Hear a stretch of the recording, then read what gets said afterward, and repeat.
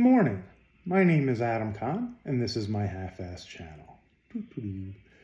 I'll start off with the disclaimer that I do every time, which is I'm not a financial planner, I'm not an accountant, and I'm not a lawyer. Please use any information I provide as entertainment purposes only and reach out to your financial planner, your accountant, or your lawyer for any financial decisions you make.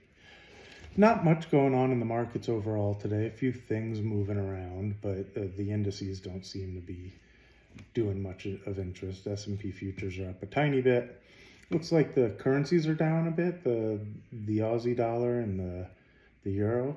To be honest, I would be buying those and shorting the dollar right now. I still think that's the play. Seeing the yen trade at the 74 handle looks super cheap to me, and if it gets down to 72, in my mind, I'd be pushing all in at that point. I still think it's going to go back above 80. I think we'll see the euro currency go back to 110, and it's trading around 106. I think this is a great level to start pushing in, and maybe 104 if you get lucky and it gets down to that. But to be fair, I don't even know that I see it getting down to there. Even the Canadian dollar trading in the 73 handle looks attractive to me as well. Real estate still looking okay. Things seem to be upticking a bit. Again, I'm seeing all those gloom and doomers getting a little ahead of themselves. To be fair, generally when things have a correction, it can last a few years, but I still think 10, 20 years out, you're way better off owning property than not. And to me, whether it goes up or down in the next year or two is not a real concern.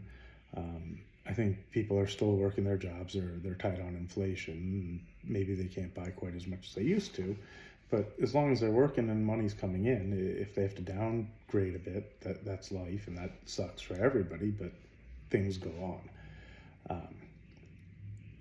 My brother has a great analogy of how we see markets in general, and I think this is a really good way for people to think of it.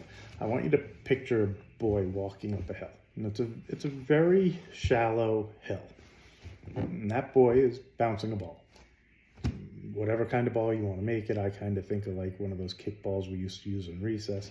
He's just walking up the hill, going like this. Now, sometimes the ball goes over his head, sometimes it drops to his feet, and he keeps going around, the ball's bouncing. The hill is where the market bottom is, and it's constantly going up. The ball is where the market is. It's above the hill, and sometimes it hits the hill at the bottom, sometimes it goes up and it's above the boy's head, sometimes it comes back down, and it keeps bouncing up and down, causing those gyrations of the markets. But the hill in general is constantly going up, which is why I think every day is a good day to invest. You might have that day that you're buying it above his head and it collapses all the way down to his feet, but the hill's still going up, and if you continue to invest and continue to invest, the hill's going to outpace the ball in the long run. The hill does not end. The ball goes up and down. I think that's a great way to think of things, so you don't hopefully stress too much when it goes up and down. I don't care if you invest in baseball cards. I don't care if you invest in gold and bonds and stocks. Really, artwork, anything that appreciates over time tends to appreciate over time. So find the things you enjoy, and especially if it's a thing you know about. Like if you really know about certain fields, it doesn't matter what it is. There's things to collect in all those industries. Maybe it's more fun to have that than owning Amazon stock or something else. For me, I just understand those markets, and I like them, and it's easier access, but I understand all of it and love all those investments. So get the noise out of the head, though.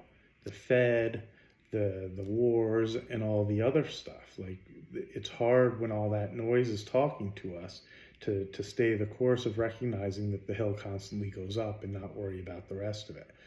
I've watched a few clients scare themselves out of buying a house recently. One, because the news was talking about how people are losing their jobs, and his comment was, well, what if I lose my job? He was being really conservative in his purchase. He had enough for down payment and savings besides it. He wasn't stretching his limits on what he could afford, and he was paying more than that in rent. The news still scared him out of the purchase, and in my heart, I think in 10, 20 years, he's going to kick himself, going, what did I do? I think it's just overthought sometimes. You know, a lot of it. Just stay within your comfort zones and your budgets and don't overstretch. It seems pretty simple to me. So, that being said, think of that hill, like, subscribe, make comments. I'd love some interaction. It's all good with me. I even started doing a cooking channel recently, so if you want to check it out, it's like, I want to say I called it Cooking with Adam Khan and Liju, which is my wife, Lixu, two names. Check that stuff out. I love to do that stuff. I know markets inside and out, but I also owned a restaurant for 10 years and love that too.